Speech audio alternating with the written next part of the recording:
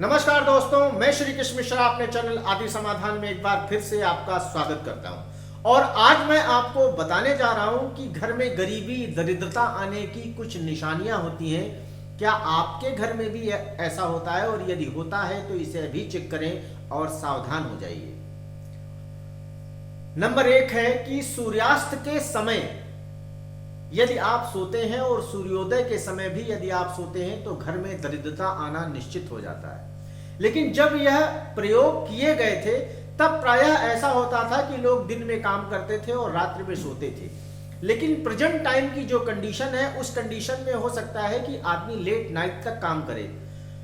इसलिए अगर वो सूर्योदय के समय सोता है तो चलिए ठीक है, सो रहे हैं क्योंकि हम लेट नाइट तक काम करते हैं। लेकिन सूर्यास्त के समय तो कदापि भी नहीं सोना चाहिए और ये न्यायोचित भी नहीं है। ऐसा करने वाले के घर में यदि लक्ष्मी आ भी रही है और उसे कोई समझ में नहीं आता कि नहीं मैं तो ऐसा करता हूं और मेरे यहां ऐसा होता नहीं है, तो जब भी कभी आपका समय विपरीत होगा आपसे तो आपका भारी नुकसान करेगा। दूसरी चीज, सूर्यास्त के समय जब सूर्य डूब रहा हो, यानी अगर रात हो गई है वो बात अलग है, सूर्य डूब रहा हो उस समय आपको कभी झाड़ू नहीं लगानी चाहिए। और अगर लगाया भी है तो जो भी कूड़ा आपके घर से निकला है उसे कभी भी आप घर के बाहर नहीं फेंकें, उसे समेटकर आप घर के अंदर ही रखें और दूसरे दिन जब सूर्योदय हो तभी आप उसे घर से बाहर फेंकें, क्योंकि झाड़ू भी लक्ष्मी का स्वरूप मानी जाती है और जो उस झाड़ू से कूड़ा निकलता है शाम को उसे भी बाहर फेंकने से लक्ष्मी का नाश होता है, लक्ष्मी जी नाराज हो जाती हैं, आपके घर से चली जाती हैं। नंबर 3, घर आए हुए अतिथि से अपने घर के सदस्यों की, चाहे वह कोई भी हो, बड़ा हो छोटा हो, कभी भी बुराई नहीं करनी चाहिए आपको। प्रायः ऐसा देखने को मिलता है कि जब भी आपके घर में कोई अतिथि आता है, मेहमान आता है, कोई मिलने आता है, मित्र, तो आप अपने घर की बहुत सारी प्रॉब्लम्स को उसके साथ शेयर करने लगते हो, किसी की बुराई करने लगते हो, किसी से आपका मतभेद चल रहा है आप उसे शेयर करने लगते हो। ऐसा बिल्कुल भी नहीं करना चाहिए। उसका एक कारण होता है कि आपको नहीं पता कि आपके घर का जो आगंतुक है उसमें कैसी ऊर्जा है इस समय, और अगर वो थोड़ी सी भी निगेटिविटी लेके आया है और आपने एक निगेटिविटी का आप बिल्कुल भंडार वहां पर भर दिया, तो ऐसे ऊर्जा जो आपके घर में बनती है वह आपका बहुत नुकसान करती है। अतिथि स्वयं चूंकि भगवान माना जाता है और आप उसी के सामने पूरे घर की जब आप बुराई करते हैं तो जो नकारात्मक ऊर्जा फैलती है वह आप पर बहुत बुरा प्रभाव डालती है। आपके घर में जितने भी लोग रह रहे होते हैं वह उस ऊर्जा से बच नहीं सकते। आपके घर के वॉशरूम से, जो भी आपके घर का वॉशरूम हो, उससे कभी किसी भी प्रकार की गंध नहीं आनी चाहिए। यदि गंध आती है तो इस गंध से निकलने वाली जो ऊर्जा है वह आपके मन और मस्तिष्क पर बहुत बुरा प्रभाव छोड़ती है। आप जिसके भी घर के वॉशरूम से गंध आती है, आप प्रायः उस घर के सभी बंदों को शंकालु देखेंगे। किसी भी रूप में वो शंका बहुत करते हैं, किसी के ऊपर शक करना, शंका करना, ये उनका प्रायः गुण बन जाता है और यह गुण उस गंध से निकलने वाली ऊर्जा से पनपता है, उसका भोजन है। नंबर 5, यदि आपके घर में इलेक्ट्रॉनिक उपकरण खराब पड़े हो, बंद पड़े हो, तो यदि आप उन्हें बाहर नहीं निकाल सकते, बेच नहीं सकते हैं, तो उन्हें तत्काल सील पैक कर दीजिए, उनकी पैकिंग कर दीजिए और पैकिंग करके रख दीजिए। तो जो उनसे निकलने वाली नकारात्मक ऊर्जाएं हैं वह उसी जगह पर रुक जाएंगी। आपके घर की महिलाओं को आपको प्रायः तो ऐसा नहीं करना चाहिए कि सबको एक कंघी से ही अपने बाल संवारने चाहिए, सबकी कंघियां अलग होनी चाहिए, क्योंकि सभी के शरीर पर एक विशेष प्रकार की ऊर्जा का संचार होता है और जब आप किसी दूसरे की कंघी को इस्तेमाल करते हैं तो अपने मस्तिष्क में उसकी ऊर्जा को हावी होने के लिए एक वे देते हैं, एक रास्ता देते हैं, जो कि प्रायः बहुत गलत है। तो पहली बात तो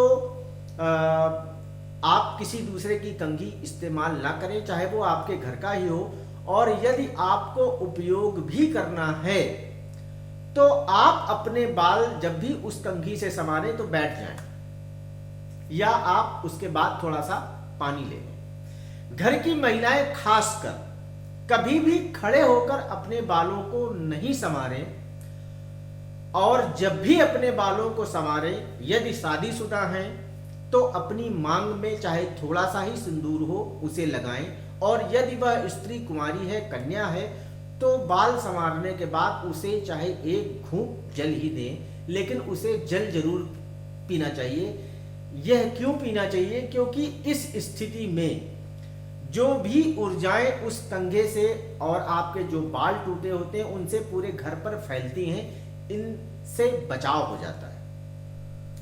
यदि घर में आपके लड़ाई कलह, आपस में व्यर्थ के विवाद हो रहे हों, लेकिन उस विवाद का कोई हल ना हो रहा हो, और अगर आप ये समझते हैं कि इस विवाद को बिना लड़े टाला जा सकता है, तो आप कभी भी घर में आपस में कलह उत्पन्न ना होने दें, क्योंकि प्रायः कलह वाले घर से माता लक्ष्मी विशेषकर नाराज होती है, क्योंकि कलह हमेशा पॉजिटिव और निगेटिव में ही होगी। कभी भी घर में पुरुष और पुरुष में कलह नहीं होती। हमेशा घर में या तो महिलाओं में कलह होगी, या पुरुष और महिलाओं में कलह होगी, या अगर पुरुष में भी कलह हो रही है तो जो उसका वो होगा, केंद्र बिंदु होगा, वह महिला ही होगी। इसलिए विशेषकर यदि किसी लड़ाई से कोई निष्कर्ष न निकलता हो और उसे चुप रहकर टाला जा सकता हो, तो चुप रहना ही बेहतर होता है, क्योंकि ये सबसे बड़ा दोष है। अगर घर में कलह उत्पन्न होती है तो लक्ष्मी नाराज होना तय है। घर के प्रत्येक सदस्य को आपस में सप्ताह में एक बार एक दूसरे को मिठाई जरूर खिलानी चाहिए। उस मिठाई में आप चीनी खिला सकते हैं, गुड़ खिला सकते हैं, आप मिठाई की दुकान की मिठाई खिला सकते हैं, आप घर में आप हलवा बना सकते हैं, कोई भी किसी भी तरह का मिष्ठान, आप टॉफी ही खिला दीजिए। लेकिन यदि आप सप्ताह में एक बार घर के प्रत्येक सदस्य को आपस में मिठाई खिलाते हैं, इससे घर में आपसी सुलह तो बढ़ती ही है, साथ ही साथ माता सरस्वती और लक्ष्मी जी की अनन्य कृपा होती है, और वह घर हमेशा धन और धान्य से भरा रहता है। आपके जो सोने का आसन है सदैव सीधा होना चाहिए, बिल्कुल आप सीधे सोएं। यदि आप करवट भी लेते हैं तो आप बाईं करवट में ही सोएं, वह ज्यादा बेहतर होता है। अगर आप दाईं करवट में सो भी रहे तो 15-20 मिनट, आधा घंटा आप दाईं करवट में लेटें, और करवट में यदि आपकी लेटना हॉबी है तो आप बाईं ही करवट में लेटें। इससे भी घर में लक्ष्मी आती है, घर की बरकत बढ़ती है, और यदि आप इसके विपरीत कार्य करते हैं तो इन फ्यूचर आपको इससे नुकसान ही होता है। आपके घर की मेन देहरी पर आपको घर के मुखिया को प्रायः कभी नहीं बैठना चाहिए। किसी भी बात में यदि आप डिस्कस कर रहे हो, प्रायः ऐसा देखने को मिलता है कि लोग अपनी घर के मुख्य द्वार पर बैठकर चारपाई डाल लेते हैं, कुर्सी डाल लेते हैं, बाहर का नज़ारा देखते हैं, कोई आता है तो आपस में महिलाएं एक दूसरे से बात करती हैं। ऐसा बिल्कुल भी ना करें। ऐसा करने से आप अपने घर के रास्ते को स्वयं बाधित कर रहे हैं। जो ऊर्जाएं आपके घर में प्रवेश कर रही निगेटिव और पॉजिटिव, आप उन पॉजिटिव ऊर्जाओं को घुसने में स्वयं प्रतिबंध लगा रहे हैं। इसमें खासकर विशेषकर महिलाएं तो कदापि ही ना बैठें। बाथरूम की जो बाल्टी हो आपकी, यह हमेशा भरी हुई होनी चाहिए, और जब भी आप वॉशरूम इस्तेमाल कर रहे हो तो इस्तेमाल करने के बाद, जैसे सभी लोगों ने स्नान कर लिया है, उसके बाद उसे आप वाइपर से, झाड़ू से आप उसे साफ जरूर कर दें। हो सके तो उसे वाइपर कर दें, ताकि वो पिछले आगे आने वाले 15 मिनट से आधे घंटे में सूख जाए। जिसके घर का बाथरूम सदैव गीला बना रहता है, उसके घर की लक्ष्मी नाराज होती है, और उसके घर का जो मुखिया है उसके स्वास्थ्य में भी विशेष प्रभाव पड़ता है, और उसके कारोबार में भी जितनी वो मेहनत कर रहा होता है उतनी उसकी उन्नति नहीं होती है। आपके जो घर के जूते चप्पल हों वो क्रमवार होने चाहिए, यानी कि चप्पल के साथ चप्पल, जूते के साथ जूते, ऐसे क्रमवार होने चाहिए।